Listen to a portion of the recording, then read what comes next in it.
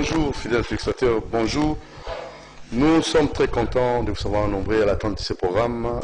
Doudou Montiri au micro et Lenka Bongo à la coordination. Et de l'autre côté, en fait, à la régie, nous avons Christian Banjolo. Merci beaucoup Cristiano. Banjolo, voilà, belle bonne chose à vous. Et Karina Bébé à la prise de vue. Voilà, alors nous allons commencer cette tranche, en fait, notre programme, avec une seule rubrique sur le sujet du jour. Donc nous aurons une heure d'échange avec notre invité, Norbert Yamba Choukou, qui est un consultant. Il a beaucoup de casquettes, plusieurs casquettes. Et un homme qui maîtrise plusieurs domaines, et il a de la maîtrise, mais seulement on va insister sur une conférence qu'il va organiser et un pour thème la problématique sur l'Afrique d'hier, d'aujourd'hui et de demain. Et ça aura lieu le 4, donc plus précisément à l'hôtel Cabinda Saint-Terre, croisement des avenues Cabinda Mouchi, donc le 4 janvier, c'est déjà demain, hein? C'est comme ça, non? Le 4 janvier, déjà demain. Alors, la nouvelle vision panafricaine, NVP, qui organise cette conférence. Alors, nous avons invité Norbert Mbamba pour insister sur ces thèmes, parce que ça nous concerne, nous sommes aussi des Africains, et il va déjà vous donner le goût, donc l'avant-goût de cette conférence, pour ceux qui ne viendront pas. Maintenant, si vous voulez avoir la suite de ces messages, mais aujourd'hui vous aurez vraiment une condensée, hein, de façon un peu condensée, mais il va expliciter demain le 4 janvier, hein, donc à Cabinda Saint-Terre. Donc vous allez avoir des précisions à l'hôtel Cabinda Saint-Terre là-dessus. Bon, on va faire un tour pour commencer notre sujet du jour. On y va.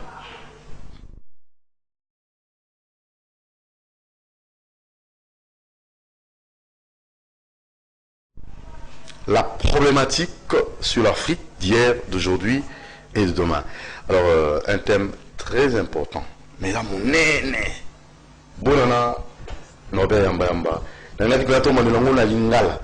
Parce que dans le côté à français, ils ont malamu, on a eu la conférence, mais pour nous, qui va au Landabiso, tu as tout ça, la mot la lingala, pour être motonioso, ayoka, peakanga. À comprendre que nous sommes pour mon lobby na hôtel Cabinda Saint-Terre, croisement des avenues Cabinda Mouchi. Bonana Yamba Norbert, professeur. Bonana ndeko Doudou. D'autres de malam. D'autres za kolongo na sepeli ndengo benga na tongo poto solo makambo. C'est pas facile, hein? Ouais, c'est pas facile, mais bon, ce qui m'a été mes alliés, ce qui volonté alliés, et donc tout ça ce protocole de façon tout solo la makambo.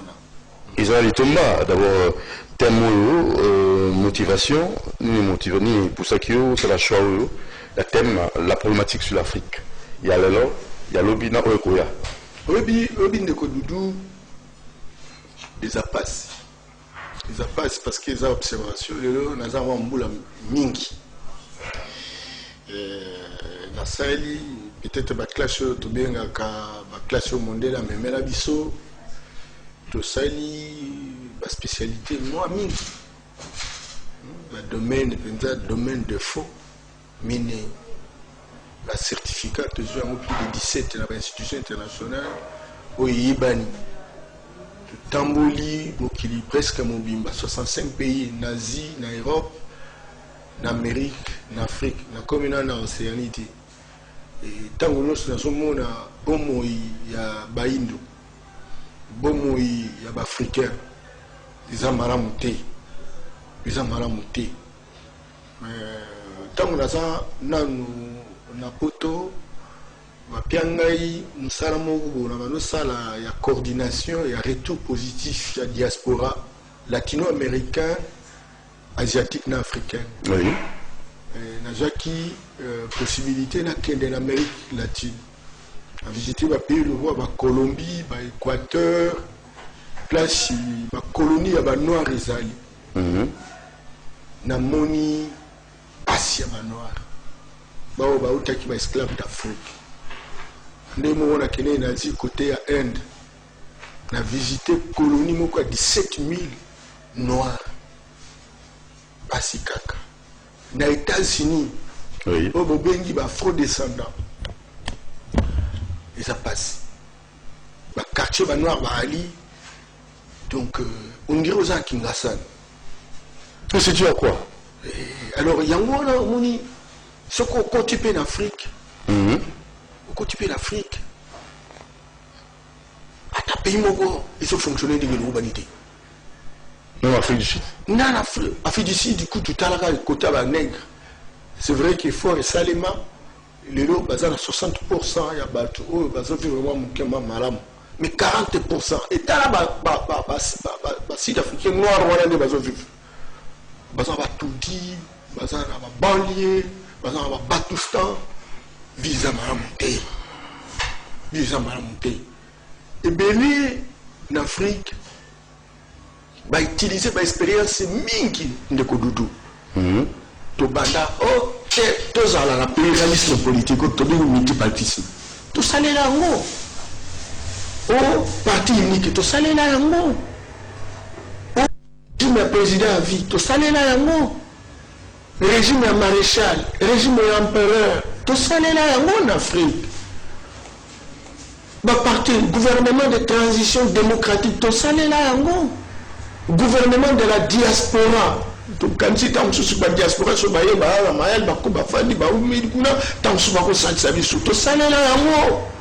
gouvernement de technocrates, techniciens, tout ça est là.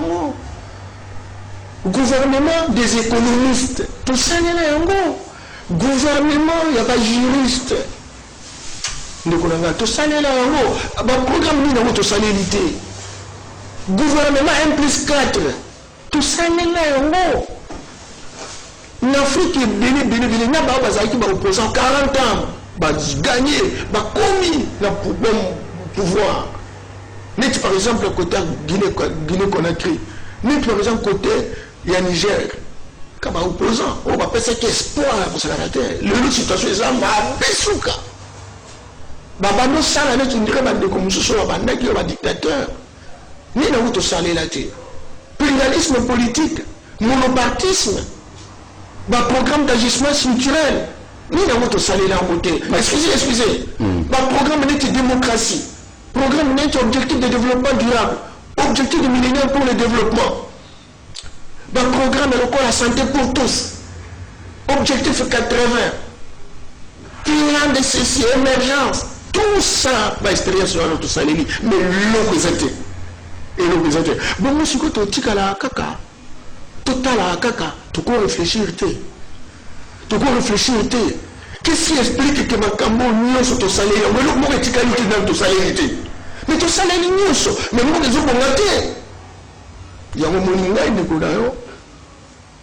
na continue à Mozimbo sur base d'expérience comme on a sali. Je te dis qu'elle a fréquenté ma pays et belé. Na tenu tourisme. Et chaque fois qu'il a accueilli, na sali rap, na produit rapport. Et na makamora non, nous sommes mal partis. Si nous sommes mal partis, il y a le nom n'a un résultat, on a mis à ça.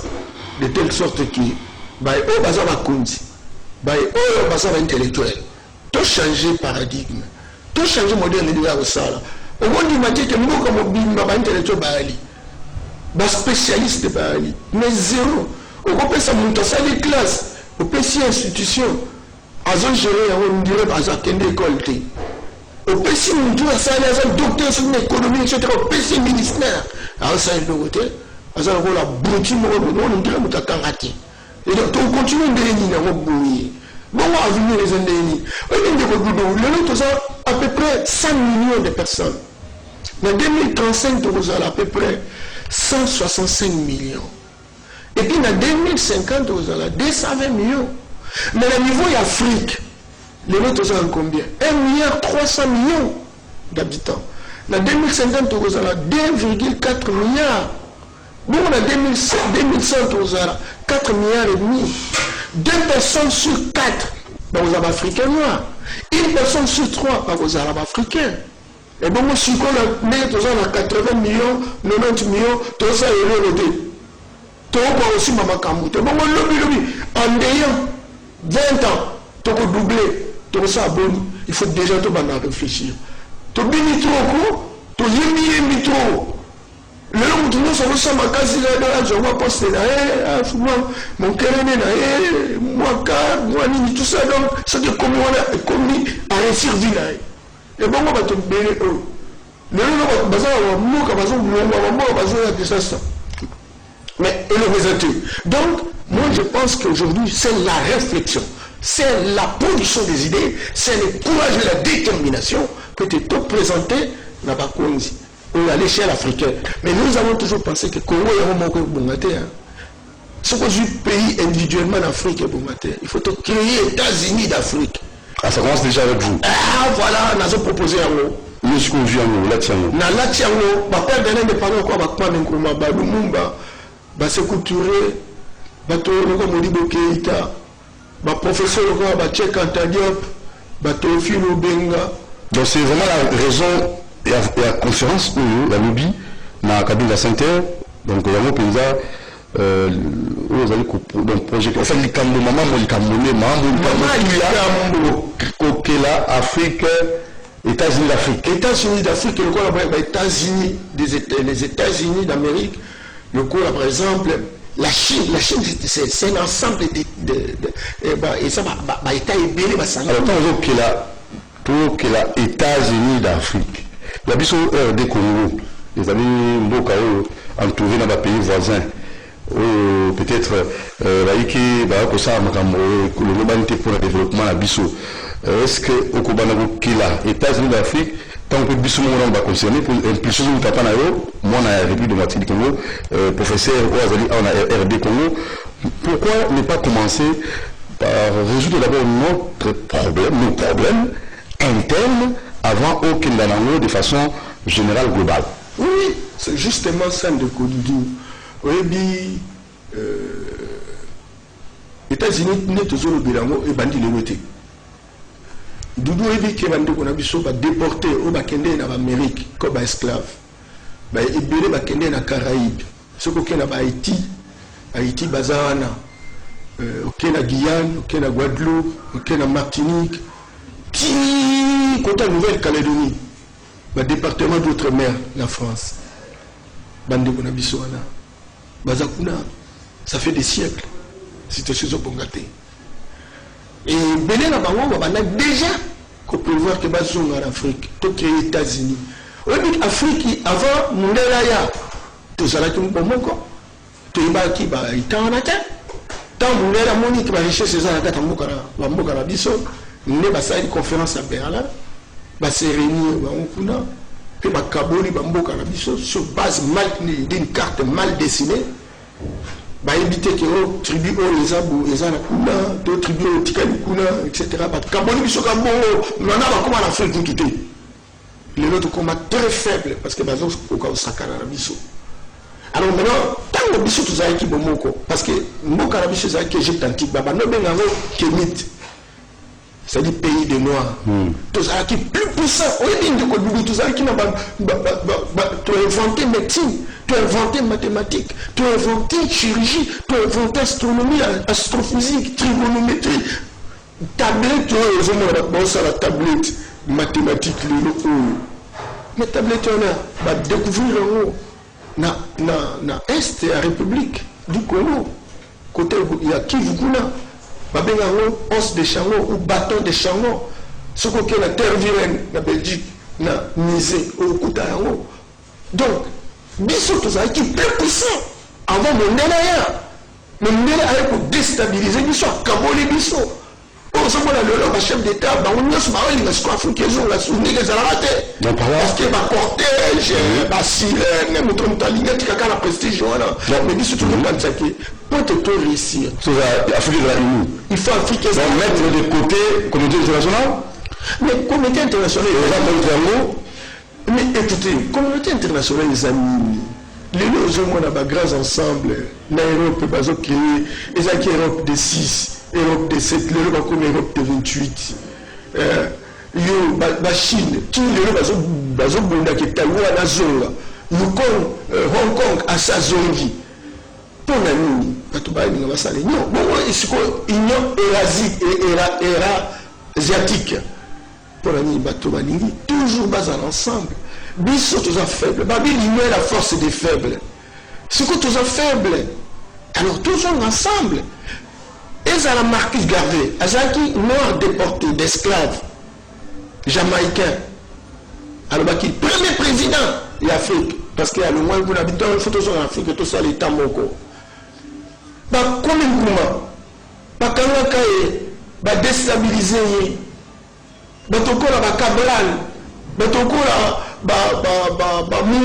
miyombe na Cameroun batoka balumumba batoka mabode mkoita na Mali bango nyonso babundaka mpo na États-Unis mais ntango wana mondele asalaki makasi akaboli baafricain okuta batoka baswengo batoka babwanyi bakaboli groupe de Morovia na groupe de Casablanca balingi États-Unis d'Afrique Morovia non on va y aller graduellement nde tosala bongo ndele comme bazalaki makasi to créer État d'Union Afrique peut-être to créer OIA Organisation de l'Unité africaine dans le respect il y a pas frontière intangibilité à la frontière il y a colonisation donc dis-le.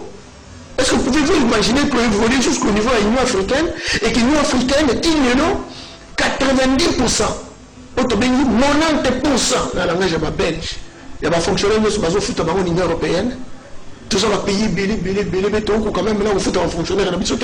Pouvez-vous imaginer que tout ça l'Union africaine, mais nako bâtiment administratif. Vous voyez, ils sont chinois. Ils sont 54 états. Bon, nous comptons qu'on a là. On a dit non, mais bon, si tu as bon, non, tout ça déjà là-bas, ensemble régionaux. Ensemble régionaux, on va SADC.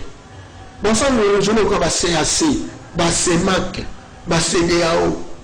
Parce que Afrique, ils ont la 5 régions. Dans le nord, au coup de Maghrébin, le pays de l'Égypte, c'est une puissance. 315 milliards de dollars de produits intérieurs bruts. Le pays de Libye, le pays de Mauritanie, Tunisie, Maroc, etc. sont de grandes puissances d'Afrique, des basins au nord. Vu la Maroc, c'est là, vu par exemple la CID, etc. La CID, tout ça en Afrique du Sud, c'est presque un pays développé. Mais la CID, il y a un pays local, la Botswana. Botswana, ils ont pays mais ils ont élève au Sagrate. Pour l'année, parce que Bango, façon de réfléchir dans le Sam, Bango. Ce qu'on par exemple dans l'Est, Éthiopie, ils ont colonisé, mais dans la puissance. En tout cas, tant qu'on est dans mon pays, mais dans mon tant qu'on a commis un aéroport, avion, Éthiopie, on a fait ça. Airbus, combien? Dernière création. Alors, ce qu'on par exemple dans l'Ouest, Nigeria, un pays mondial. 581 milliards de dollars pour l'intérieur. Pour un pays le Sénégal, un pays le Côte d'Ivoire, Mali, tout ça, Ghana. Ce sont des pays avancés. Ghana, c'est un bon Mali. Mais ce qu'on est dans le centre, place Bissozali, tout ça, locomotive. Tout ça, 50 à 57 milliards de dollars de produits intérieurs bruts. Dans la Nigeria, il y a une locomotive dans l'Ouest. À 581 milliards. Dans l'Afrique du Sud, à la locomotive dans le Sud, à 400 milliards. Dans l'Éthiopie, à la locomotive dans l'Est, à 287 milliards. Dans l'Égypte, locomotive dans le Nord, à 315 milliards. Mais bien sûr, locomotive dans le centre, tout ça, 40 à 50 milliards de produits intérieurs bruts. L'Afrique est à genoux. Parce que bien sûr, tout ça dans le centre. Et centre, c'est le thème, le thème est Koufi, Mouta Koufi. Et donc, si vous parlez de l'Égypte, dans le nord, au niveau qui décide, il faut passer par centre. Mais au Royaume, en tout cas, n'est pas dans la question déjà, au Royaume, bien avec il. Mais quand on est commis dans le centre, nous les a sautés. Mais vous comprenez pas, ceux qui ont 8 ans, il y a développé RD Congo, il y a l'émergence RDC et les pays africains nous ont impulsion. Non, mais c'est quoi donc? Alors, ça va États-Unis d'Afrique, dans le monde et dans l'eau, mais pour aller aussi conscrit, il y a mon quai, quel est mon bisou RD Congo. Et je vois développement, pour la développement et que soit développement de boulot na ici on a besoin de ça. Comme mais c'est voulu ou comment? Non mais c'est voulu. Parce qu'il y a un paradigme occidental. L'Occident qui nous a divisés en 1985 n'acceptera jamais que tout ça développé, sans que tout ça unité. Parce qu'à ce moment-là, nous allons fonctionner comme un seul État. T'as la Goma ça, quel est la Goma? La Goma a fonctionné dans le Rwandais. Au coup, tu as une usine d'extraction, il y a gaz méthane. Donc, on va produire le gaz.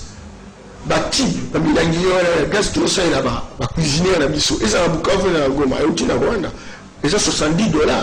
Et bien, ça produit combien? Mais quantité, densité, il y a gaz méthane, tout ça dans le Congo, dans le lac Kivu. Et ça, il est belé. Mais ce que tu as dit, c'est mon tu as tout ça, tout ça, les îles, mon corps. Mais bien, on a un projet intégrateur. Et puis tout ça, tu m'as dit qu'on produit. Maintenant, on a souvent un combat d'occupation, on a bisika, bataille. Batoulion, ma candidat, si vous voulez, tout ça, mais il y a un isika manqué.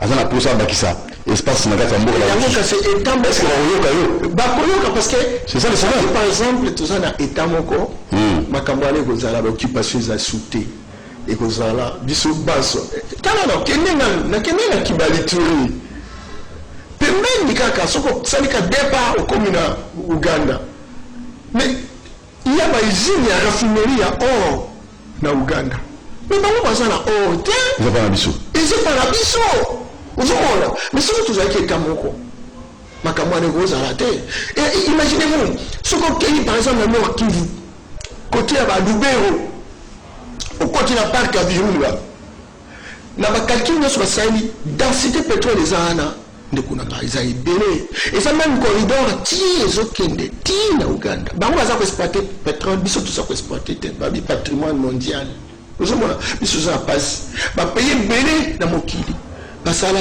tout babika simplement parce que bazan qui na pétrole les États-Unis bas finance ça qui va développer ba monde ni nango même dans les États-Unis même en Russie ba société nous sur ba multinationale oh ya makaso espèce à mort mboka ils ont multinationale pétrolière etc.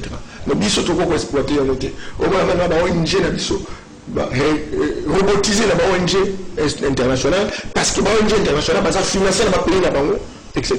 Et donc, non, pour des raisons environnementales, nous ne sommes pas exploités. Entre-temps, si tu veux continuer, tout ça, bon, autour de l'école, il faut que nous nous là. Tant qu'il nous supplier, on va passer 50 millions, 20 millions, avec beaucoup de conditionnalités, humiliation, etc. Et donc, nous avons intérêt aujourd'hui que les bisous africains tout réfléchir. Nous avons mis en place ce qu'on appelle le paradigme occidental. Autrement, une approche hérocentrique. C'est-à-dire, quand on s'est développé, il faut ça le quoi occidentaux. On les a bon voté. Moi, ils ont une approche nango. Bisous, tout ça va. C'est pas pour rien que tout ça va en Afrique. C'est pas pour rien que tout ça va noir.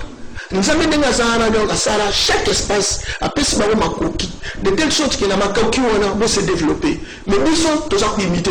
Imaginez-vous, Doudou Dangaye, si vous allez à Paris, les garçons, 5-6 générations, il y a des Arabes, des Algériens, des Marocains, etc. Ça va beaucoup moins dans Bango, des Mohamed, des Abdul, des Michel, malgré les français. Mais Bissot, Norbert, Robert, Philippe. Cette indépendance, cette autonomie, ils ont réclamé.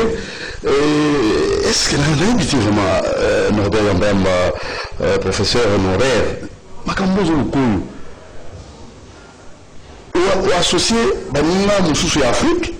Dans un Simanayo, l'initiative à l'Ibosouji, la problématique sur l'Afrique d'hier, d'aujourd'hui et de demain, est-ce que vous avez le lobby, est-ce que vous avez pensé à staff de travailler dans les CCP pour les faciliter? Les faciliter, les associés, Africains, ils seront là aussi demain, dans la cabine de santé, oui, africain. Africain, le lobby Nazouaki, au bazar, dans besoin baya. Ils ont Bissoukou sont en retard. Mais ce qu'on a à Cameroun, au Koutabatouka, bon, c'est un savant. Oh, le Koutoua, comme on l'a à l'Ouaba, qu'on a Bissou. oyo azoka soni alata bilamba oyo baopesa biso oyo tokóma oyo babana mike okuta Jean-Paul Pougala économiste de l'ONU bao bakómosala économie africaine ebima modèle économique oyo tozosala oyo eza économie ya baoccidentaux. Mais ce que par exemple la Sénégal okuta Batidjane okuta batoko basé Fall à Canada lelo. Sauf que par exemple, aucun na Congo Brazza awa bon doyen Patrice Nabiso Théophile Obenga okuta mosusu wana une nouvelle génération Lasconi na Nisib aza panafricaniste. Et surtout par exemple la Mamboka mosusu naba Philippe Motunde de la Caraïbe aucun États-Unis na raconte bango na kende pe na séminaire na bango batokola Ama Mazama. C'est une dame, elle est un professeur aux États-Unis, mais elle est afrocentriste. Elle est un secrétaire général d'Afrocentricité internationale. L'approche centrée sur l'Afrique. Au Kouta, le bateau la Boléfi, qui était en santé, afro-descendant, etc. Et donc, un peu presque partout, nous avons travaillé dans 43 pays africains, tout ça là-bas, point de relais. Très bien. Sous la mission de Mouzet Boukari, tous ces gens-là veulent que les panafricanistes prennent les responsabilités. Mais, toujours que les noyaux. La Solola qui est l'ancien premier ministre centrafricain, dernièrement, Azali, Martin Ziguele, c'est avec lui on travaille sur le plan international. Batoko la Bonaventure Mbaya, Azala Brazzaville, il est vice-président de l'Alliance socio-démocrate africaine. On a dans une personne des ressources dans le cadre. Tout cela, il y a des collègues saoutomiens, il y a des tchadiens, etc. On a exprimé tout ça qui va à la conférence. Qui lobby, tout ça qui toujours totalement le lot, parce qu'il y a des bateaux qui ont des difficultés pour obtenir visa, etc. Mais nous croyons que Bakozala, président, il y a pas panafricaniste na Congo Brazza, il n'y a pas de Katissa à Kouya. Conférence on a la salle. La salle, il y a inspiration. Il y a pas de news ou le roba meka la mboka ou depuis Pharaon à l'époque parce que Pharaon a zaki noir. Pharaon a zaki noir. Nous avons vécu 35 siècles, 3500 ans avant que les Occidentaux bazar. Tant qu'on a les Occidentaux, au milieu de l'autre bengi bango. Bazali na bakaz, bazali de l'outé, etc. Et qui biso tous les florissants, bazali ou abipa na bango, bazali en Afrique, koyokola. Premier intellectuel, il y a Europe, ils ont Thalès. Mais Thalès a passé 22 ans dans le cours à Pharaon. Pharaon zaki noir. Apprendre une accueil à du théorème. Il écoute, ils ont que leur théorème n'a été. Et ce théorème, il y a Yameso. Yameso, Azali prêtre, donc conseiller à Pharaon. Il va que publier au Bango. Donc, disons aux Africains, tu perdre rien son. Alors, tu imagines, c'est capable, c'est possible, tous ont de perdre. Oui, il y a une fois banda. Alors, quand on doit adopter la science de la bango, franc-maçonnerie, mesure à bien beaucoup pour la bino, qui en haut, est-ce que vous pensez avec la science de la bango ou Ndimi, beaucoup qu'on développe l'Afrique? Il y a la franc-maçonnerie, qu'est-ce que ça a bloqué? Tout ça bloqué. Pourquoi? Parce qu'en réalité, tout bandit, religion. Religion, oh, tout ça, vous salez là. Mais si on a la religion, non.